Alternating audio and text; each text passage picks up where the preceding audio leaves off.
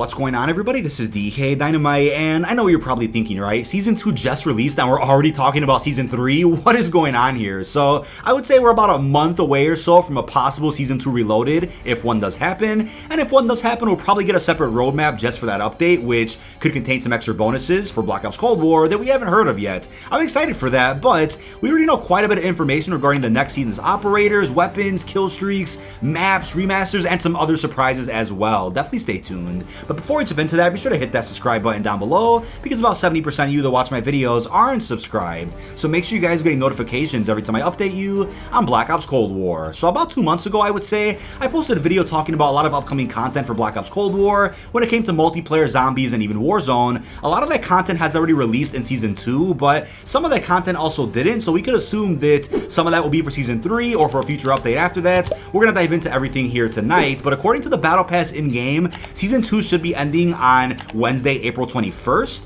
which probably means Season 3 should go live on Thursday, April 22nd, a prime day for updates, at around midnight or 1 o'clock in the morning. So delays could happen, keep that in mind. Because of the pandemic, anything is possible at this point. But before we jump into Season 3, I want to let you guys know that tonight's video is sponsored by Core Games. Now, tonight's video is sponsored by Core Games. Core Games is an online PC gaming platform that allows anyone, let it be a games developer or just a gamer like you and me, to create games for absolutely free of charge. The interface is very easy to learn, and you don't need any coding or art skills to get started with it. Core is also powered by Epic's Unreal Engine, so everything looks as smooth as some of your favorite games. Yes, that includes Fortnite. And if you aren't interested in making your own games, then you can already play a ton of free games available on Core's platform through all of your favorite genres: simulation, shooters, and even more. Core has a wide variety of games already available to play because there are plenty of gamers like us making games on a daily basis. I've recently been playing a lot of Prop Hunt on Core, which, yes, as you guessed, is just like the mode in Call of Duty. So Prop Hunt, of course, has you disguise yourself as props and play a large game of hide and seek against several other players. This is obviously best to play with people that you know, and to me, Core is a real innovative service with endless possibilities for what games can exist. New games are literally published every single day for you to build, battle, and explore with all of your friends.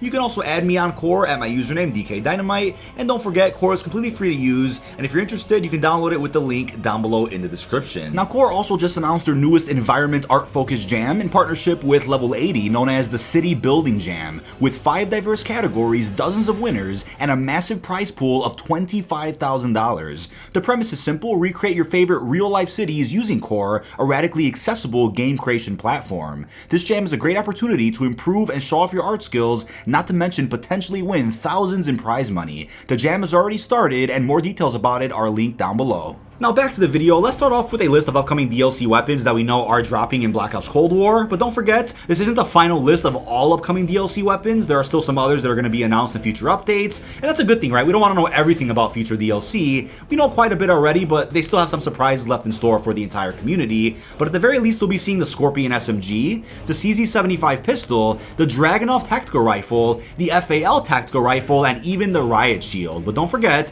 the Galil was also mentioned quite some time ago. I actually brought it up in my old video 2 months ago, but I believe the Farah 83, which just came out in Season 2, is the new version of the Galil for Black Ops Cold War. I could be wrong on that. I saw a few arguments over on Twitter saying that the Farah isn't the Galil at all in real life, so maybe we'll still see the Galil in a future update, but I would say both the Krig and Farah are already pretty similar to the Galil, so maybe that's what it is. I believe the Farah might also be codenamed the Galil in the files of Black Ops Cold War, but I'm not a data miner, I wouldn't know that, but do keep that in mind. Now, we also know about 2 new field upgrades, which could be dropping in the future as well. We heard about both the firing shield from Black Ops 4 and the barbed wire from Black Ops 4 as well. Now, people have claimed that they were both coded for zombies as well, so if that's the case, since they're adding it in zombies, it probably means they're both going to drop at some point in the future. Again, subject to change, it could be placeholders, but do bear in mind that they are working and functioning within Black Ops Cold War right now. We also have new killstreaks dropping, which I'm really excited about. We first up have the hand cannon, essentially the new version of the Annihilator that we saw in Black Ops 3 and 4. We also got a glimpse of the hand cannon from one of the campaign missions, as you can see on screen,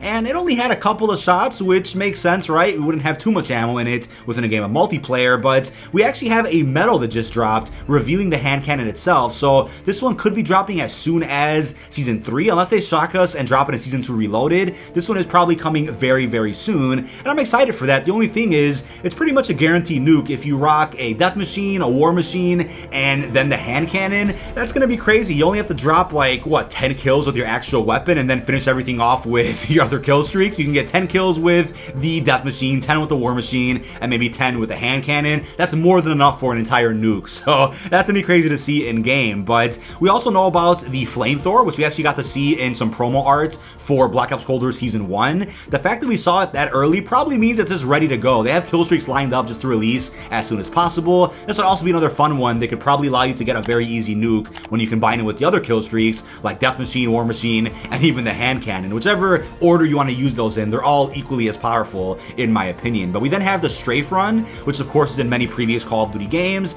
That one will probably drop as a reloaded update, unless they do drop it as its own thing during the start of a new season. It's one of the weaker streaks that is helpful, but isn't one of the fan favorites that I could see everybody using for Black Ops Cold War. And lastly, we have the K9 unit. So this one, of course, will be one of the more overpowered ones that you can't earn until deeper into your streak. You have to get quite a few kills to get this one, but I'm excited for that. I would say before the launch of Black Ops Cold War, we almost thought that all of these streaks would be live in-game at release, but a lot of them were shown at the menu and just didn't launch with the game itself. So a lot of these have been ready to go since the beta, and that's a good thing, right? You could say that they're holding on to content that's already finished. I understand that argument, but I mean, look at it. We have 4 upcoming kill streaks, and there's probably 4 more seasons left of Black Ops Cold War. If it ends at Season 6 like Modern Warfare, that means 1 new kill streak every season. Keeps the game fresh. I'd rather have it that way than blow all their load in one go and then have all the content released in one day, and then we're bored for a couple of months. I'd rather have it the way we have it right now. So now when it comes to new operators, the first one I'm going to talk about is Mason, because there's a good reason why Mason might not be an operator as of right now, and it could be because, according to the Black Ops timeline, he's taking care of his son. His son's about, what, 2 years old by now? David Mason. Maybe he's off screen taking care of David, as we know from the Black Ops universe, and he won't be an actual operator in a future season. That's possible. I would say Mason would sell pretty well in the in-game store, so I doubt they wouldn't take advantage of that at some point. I think we got a future cutscene, whether in Season 3 or Season 4, where Mason pops in to save the day, helps out Woods, helps the mission to go find Adler, who's been taken hostage by Stitch. I think he'll definitely make an appearance at some point, but unless Black Ops 2 isn't canon anymore, as of right now, he is taking care of his new son, David Mason. We then have Hudson, who you see in the beautiful thumbnail of tonight's video. This one is definitely a given. I'd be shocked if we didn't get Hudson in a future season. He could play a large role, giving us intelligence, helping us out on a mission, coming on the field himself. I'll definitely see him popping up, similar to Captain Price and Alex from Modern Warfare last year. They were important characters that didn't pop up until Season 3 and 4, and that's deep into the game, so I wouldn't be shocked if they saved Hudson and Mason for, let's say, Season 3, 4, or even 5, deeper into this game's life cycle. Keep an eye out for that. Now, we then have 2 inevitable characters, Weaver and Kravchenko, who've already been in cutscenes for zombies, and they're playing an active role in the storyline going forward. So, again, considering the release of Outbreak, the zombie fire team, I'd be hilariously shocked if they didn't make their way as operators in a future season. They would also sell like hotcakes considering how iconic those characters are. So do keep in mind, we'll end up seeing, similar to Samantha, characters from zombies added to either NATO or to Warsaw Pact. That'll definitely happen in future updates, so bear in mind with that. Now, we also have a rumor regarding young Menendez, and we've already gotten quite a few teasers of the Menendez cartel from the beta and even from some of the new intel that we found, so I would not be shocked if young Menendez becomes an operator or plays a role in a future map somehow. I would say there have been rumors regarding Menendez popping up in a future fire team map, which has me really pumped up for that. I think that's a good way if they really want to solidify the fact that this game is a prequel to Black Ops 2. Again, the canon might be a bit off right now for Black Ops, considering the crossover with the Modern Warfare universe, but I think Treyarch could actually just go in a new direction entirely, ignoring the Black Ops 2 canon, where they could tell new stories using Mason, Woods, Hudson, young Menendez. I wouldn't be mad about that at all, and I'm sure they'll clarify this at some point in the future, but I'm speculating that right now,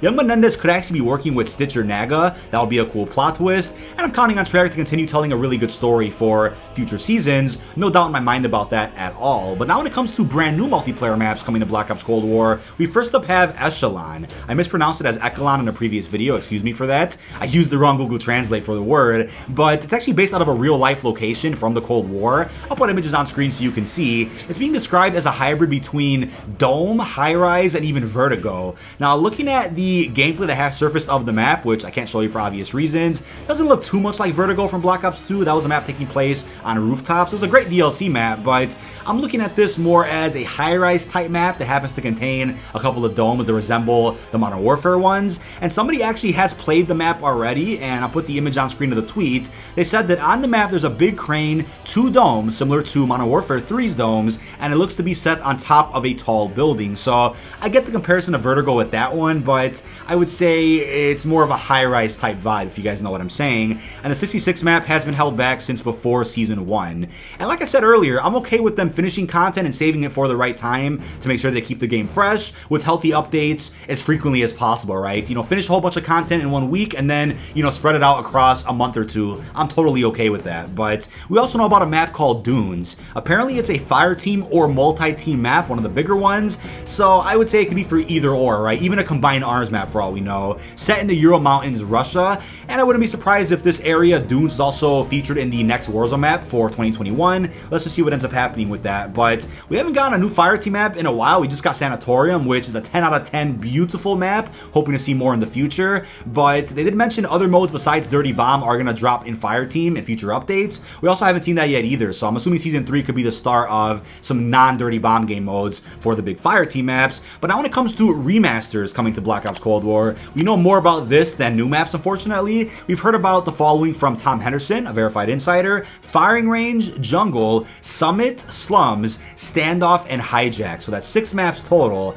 And I'm assuming they'll drop these over the course of the quote-unquote reloaded updates. So I think that's a good thing, right? Instead of dropping these at the beginning of a brand new season, drop these more towards a reloaded type update just to keep the game fresh, right? With something extra. Don't market a brand new season around remasters. That's a smart way to go about things. I know they dropped the raid at the beginning of Season 1, and it was fine, I guess, right, for the first season, but with Season 2, they didn't drop any remasters at the start at all, so maybe some of these will drop in Season 2 Reloaded, or deeper into Season 3. I also wouldn't mind if they just dropped a random remaster like once a month without even mentioning it on a roadmap or a blog post. That would be a nice surprise. But the last thing I'll mention about remasters, as I've stressed many times in the past, Black Ops 1's DLC season had some phenomenal multiplayer maps that haven't been remastered a single time. Maps like Zoo, Berlin Wall, Kowloon, even Hotel. They take place in the Cold War already and actually would fit perfectly with Treyarch's new game. Maybe we'll see that in a future update. My fingers are crossed for that. But that leads me to another point regarding Warzone. I want to see Zoo get remastered, but guess what? Zoo is actually a new location featured in Treyarch's upcoming Warzone map, which is scheduled to drop at some point, I think in April, according to VGC News. So as you guys can see, here are the following locations that we know of right now for the next Warzone experience. We have Golova, Duga, Mines, Battery, Zoo, Chemical, Ruka, Swamps, Sanatorium, and Alpine. Of course, some of these maps are already fireteam experiences, but they're going to be combined to make a brand new Warzone map. And these locations also have potential to become their own fireteam or combined arms maps as well, if they aren't already, on top of smaller sections of these maps being turned into 6v6 maps and gunfight experiences. Do remember that a lot of these maps are probably going to get rehashed across several different game modes in Black Ops Cold War right now, so don't forget that. But now when it comes to zombies, we actually know quite a bit about some upcoming content. So first off, Treyarch did confirm that in Season 3, unless they surprise us sooner, they're going to be adding main Easter eggs and side Easter eggs to the Outbreak mode. And that's not all though. They did mention that they are going to be adding even non-fire team maps to the Outbreak Zombies experience, which kind of paves the way for Transit. We'll talk more about that in a separate video, but I wonder what non-fire team maps would fit in the Outbreak mode. Maybe taking locations from the next Warzone map and turning those into new sections for Outbreak. That wouldn't shock me, but Codename Pizza was the first person to claim that in a Treyarch Q&A session, they mentioned non-fire team maps coming to the mode at some point, but they didn't mention Sanatorium at all. So I'm wondering if Sanatoriums isn't going to get Outbreak support in the future. Other insiders out there have claimed that they've seen proof that Sanatorium is going to get Outbreak support, which I'm excited about, but considering there's water everywhere on that map, it probably took more extensive playtesting to make sure that zombies do work properly on a big map like that. Sanatorium is beautiful, but I could already see plenty of exploits being found to go AFK in the water, hide from zombies. Who knows what's going to happen with that. But when it comes to the next Zombies map, we do know it takes place in Berlin. According to in-game intel, ciphers that have teased it, we're going to Berlin, and it could potentially have a piece of Kino inside of the map itself. And I'll put images on screen of exactly where it's going to be located. The exact same tower that has been found on coordinates in-game was also featured in the Zombies Chronicles version of Kino right across the street. So wouldn't be shocked if we went back to the Theater of the Damned, but there's also a possibility that they don't end up reusing any assets from Kino, but instead use assets from Berlin that are in the Black Ops Cold War campaign. Let's just see. But other storyline fanatics out there have discovered that Nazis were sent into the Dark Aether during World War II, according to Craig Houston's writing, in an attempt to gain an advantage for the war. Little did they know that time passes slower in the Dark Aether, so they might actually come out at some point in a future map, not knowing what time period it is, which will set up some really interesting storytelling that we just haven't seen in previous zombie storylines. There are other plot twists that I'm going to be talking about in a separate video, because a lot is going on right now behind the scenes with the zombie story, but I just feel like the audience that plays Black Ops Cold War Zombies is more interested in gameplay rather than the story, which is a bit unfortunate, but I'm sure as things get more interesting in future maps, more people will get invested in some of the secrets Treyarch has up their sleeve. But we also know that Eddie is probably going to make an appearance. I made a video about him already a couple of days ago. I'll make another one at some point in the future, but there is intel in-game teasing Eddie's return. Samantha described him perfectly, and it does seem like a plot twist is going to happen where Eddie was pulling some strings the entire time. And if that's the case, will he be revealed in DLC 3 and DLC 4? I'm speculating that he might just pop up as a surprise in DLC 4, setting up the next game.